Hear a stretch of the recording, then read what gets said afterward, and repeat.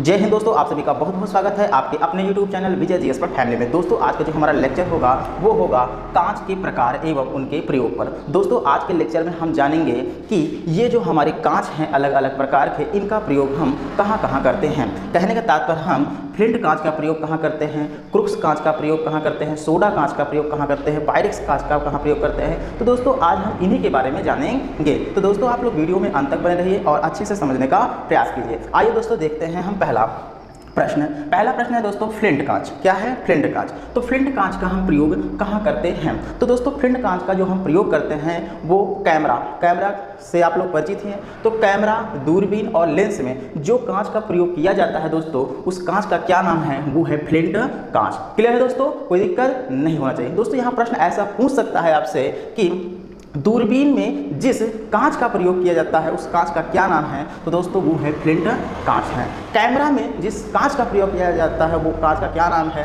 तो वो है फ्लिंट कांच। तो दोस्तों आप लोग घबराइए मत, अच्छे से समझिए। नेक्स्ट है हमारा दोस्तों क्रुक्स कांच। तो क्रुक्स कांच का प्रयोग हम कहाँ करते हैं, आइए जानते हैं। धूप चश्मे के लेंस में, धूप का चश्मा आप लोग देखे होंगे, शायद आप लोग प्रयोग भी कर चुके होंगे। तो दोस्तों धूप के चश्मे के लेंस में जो कांच का प्रयोग किया जाता है वो है क्रुक्स कांच। तो समझ में आया? तो क्रुक्स कांच का प्रयोग कहाँ करते हैं, धूप चश्मा के लेंस में करते हैं। नेक्स्ट है सोडा कांच।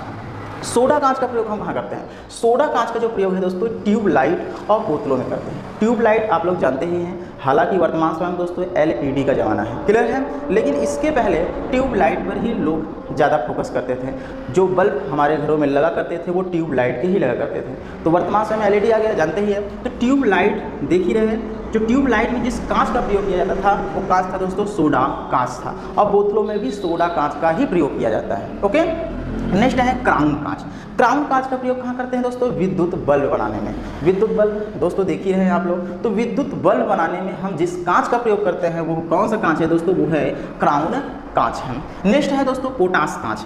पोटास कांच का प्रयोग हम कहाँ करते हैं, बर्तन बनाने में करते हैं। आप लोग देखा करते होंगे कि ऐसे ऐसे बर्तन निकले जो कांच की तरह होते हैं, क्लियर है, एकदम कांच की तरह एकदम पारदर्शी होते हैं। तो वो जो कांच का प्रयोग किया जाता है बर्तन बनाने में वो कौन सा कांच होता है दोस्तों, वो होता है पोटास कांच ही होता है। तो पोटास कांच बर्तन बनाने में किया जाता है। नेक्स्ट है दोस्तों पायरेक्स कांच। पायरेक्स कांच क्या है, आइए हम इसके भी बारे में जानते हैं दोस्तों।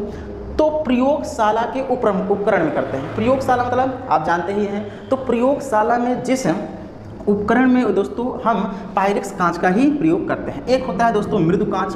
मृदु कांच का प्रयोग कहाँ करते हैं, परख नली बनाने में। परख नली जानते ही है, प्रयोगशाला में जो परख नलियाँ होते हैं उन्हीं को बनाने में हम किसका प्रयोग करते हैं, मृदु कांच का प्रयोग करते हैं। तो इस तरीके से दोस्तों हमने मोस्ट इम्पॉर्टेंट जो कांच थे जिनका प्रयोग अलग अलग क्षेत्रों में किया जाता है उसके बारे में हम लोगों ने अच्छे से जाना और समझा। आशा है कि आपको अच्छे से समझ में आ गया है दोस्तों।